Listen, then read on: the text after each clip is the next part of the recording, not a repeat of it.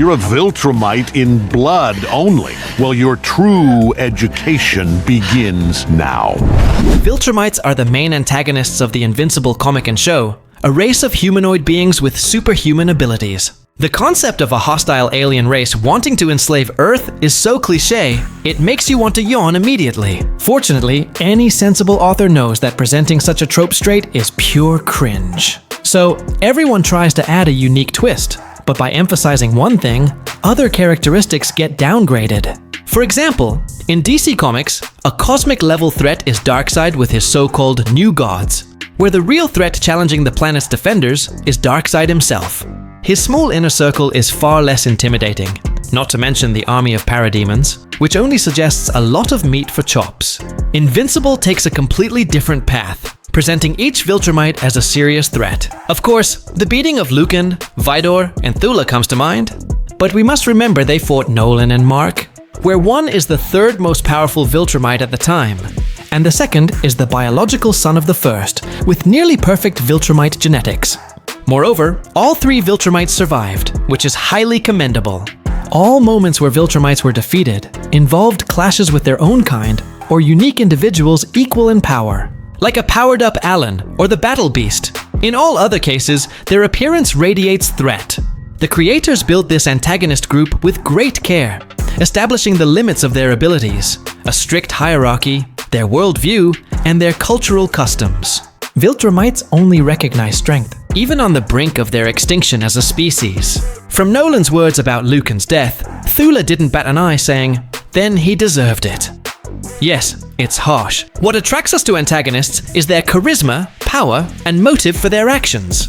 Many antagonists in Invincible have charisma, but the Viltrumites' charisma has this unique arrogant cynicism and a peculiar moral compass.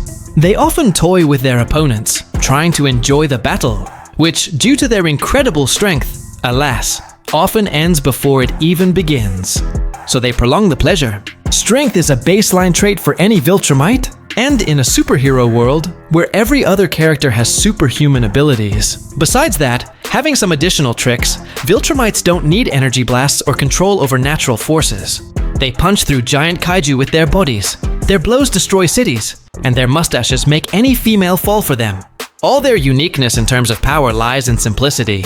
They don't need weapons. Well, Thula is an exception. Actually, her case is a quite interesting topic for discussion, because how do I see it? Why does Thula have a weapon? Firstly, it's a distinctive characteristic, not entirely related to the lore itself, but rather to presenting the character's unique design. But if we tie it to the lore, what can I say? Thula is a woman. And alas, whether on Earth or on Viltrum, the ratio of total body mass to muscle is different for men and women. Women have much less muscle. Therefore, to gain an advantage in battle, Thula uses a melee weapon. Moreover, judging by her, she is already quite an elderly lady. Yes, of course, there's this information that the older Viltrumites get, the stronger they become. Well, let's be honest, Conquest feels like some kind of anomaly. And among the 50 Viltrumites, as far as I know, who are alive during the current events of the third season, he is the oldest. Anyway, you get it. Their punch, fist, or palm will carve a path to any target. And a key aspect of an antagonist is their motive. The Viltrumites' motives are ingrained in their culture. The strong survive, the weak die. Compassion and empathy are alien to them, to serve their superiority over other species in the inhabited galaxy.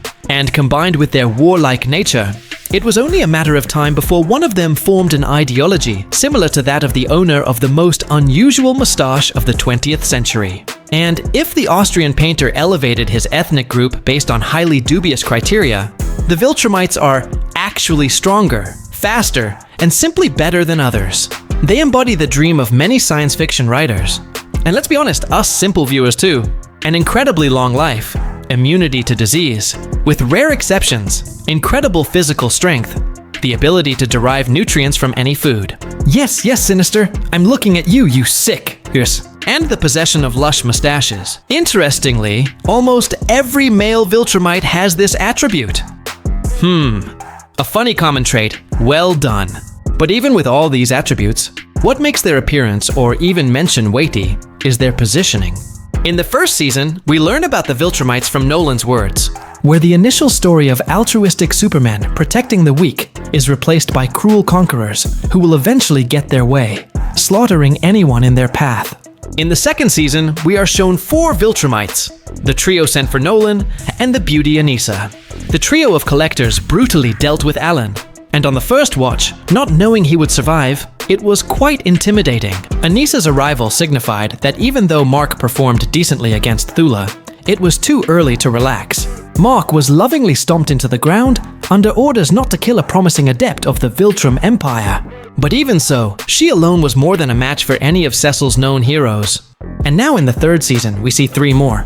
Alas, the duo of executioners was quickly written out of the plot, unleashed by the battle beast, Alan and Nolan. But the third bearer of elderly mustaches delivered a hell of a fight for all the money. Conquest is such a powerful image, with such strong charisma, that he even overshadows previous kin. The creators keep the show's main threat behind a veil of mystery, giving us this tasty dessert in very measured doses. What makes the Viltrumites awe-inspiring is their ruthlessness. Certainly, also their greater combat experience and the absence of any stop mechanisms. Such opponents make you sink into your seat upon their appearance and deliver a wide range of emotions. And the rarer they appear, the more of an event it becomes. The creators of Invincible did a great job. Good work, Kirkman. Good work. Bye-bye. So, what do you think? Is it their power, their philosophy, or that undeniable swagger? Let us know in the comments. Also comment down your favorite Viltrumite. Like the video, subscribe to our channel, and press the bell icon.